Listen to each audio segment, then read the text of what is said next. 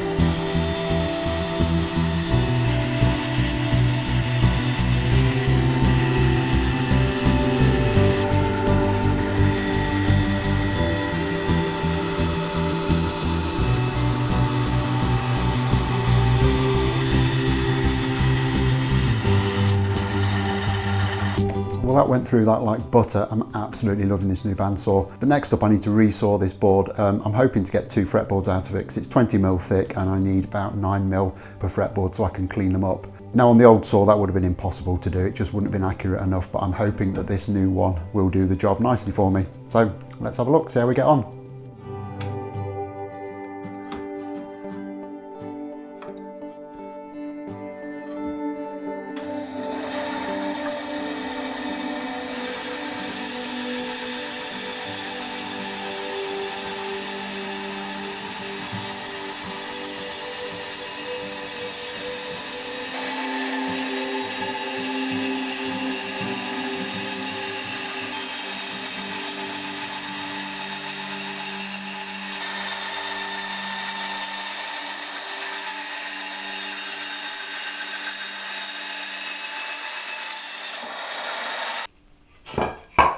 Absolutely no problem whatsoever. I didn't set the fence up properly, so I've got one slightly thicker than the other, but that's my bad. I'm going to go with this thinner one first because it's actually very close to the dimension I need. So I'll try it just against the bench stop, see if I can get it working that way. If not, I might have to super glue and masking tape it down. One thing that was said to me about Wenge, and I discovered this by just picking it up the other day, is it's very splintery. I really need to dig that one out properly. But it's actually a really nice looking wood. So get the plane on this, see if we can get it cleaned up.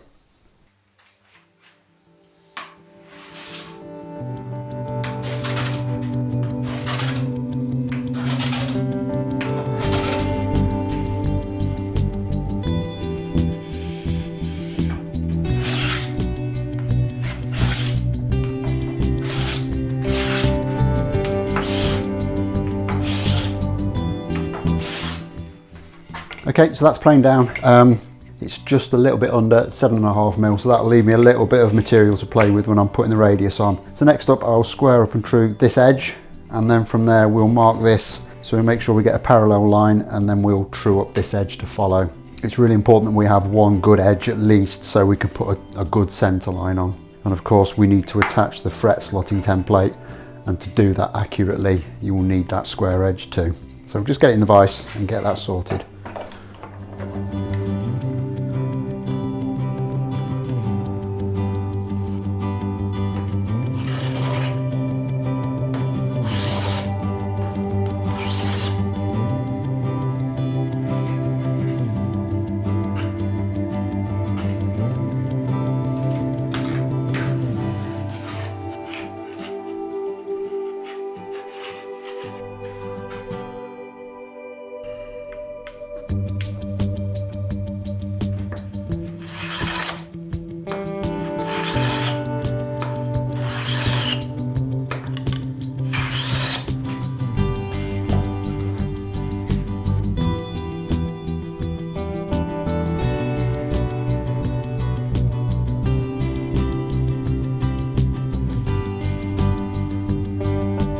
Okay, so with that dimensioned up, it's now time to get it onto the fret slotting jig and get the fret slots cut. So on these templates, there's a notch that fits onto a pin in my jig, and each one of these notches has a little line off it. Now I've measured those lines and they are consistent right the way through.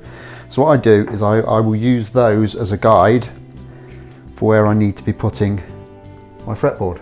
And as long as I position that accurately, my fret slots will be square to the center line. And as always, it's just a case of bit of super glue and masking tape and we're good to go. Now you might also notice as well there's a bit of blue tape up this end of the template blocking off the notches for the 23rd and the 24th fret, because I'm not going to be putting those in. I only need 22 slots, so that's just to act as a visual reminder that once I get there I've done enough.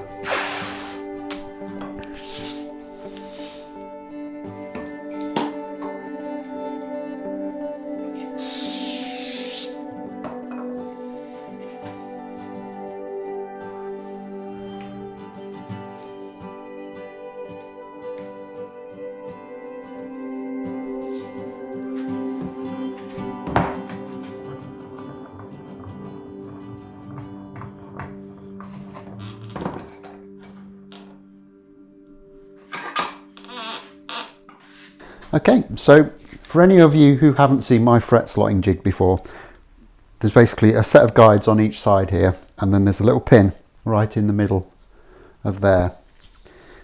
And the little notches on the edge of this template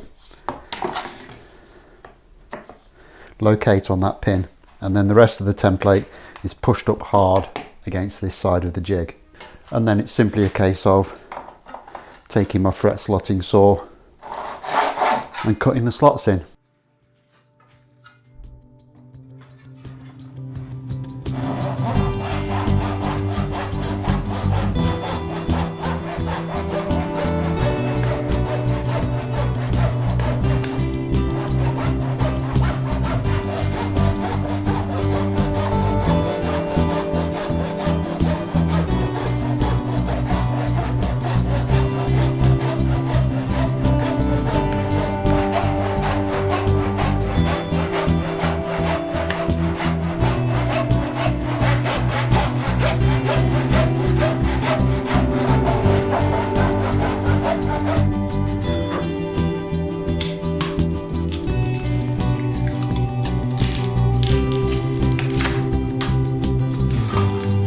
And there we have the fret slots cut. Really happy with the way they've come out. They all look to be absolutely spot on. Now the next stages for this board would be to start to think about getting the radius put in, positioning the dot markers that we're going to put on, but we'd also be thinking about getting the binding on. Now I've always thought I was going to bind this fretboard, but looking at it, the wood is actually quite pretty. So perhaps on this occasion, I don't bind it.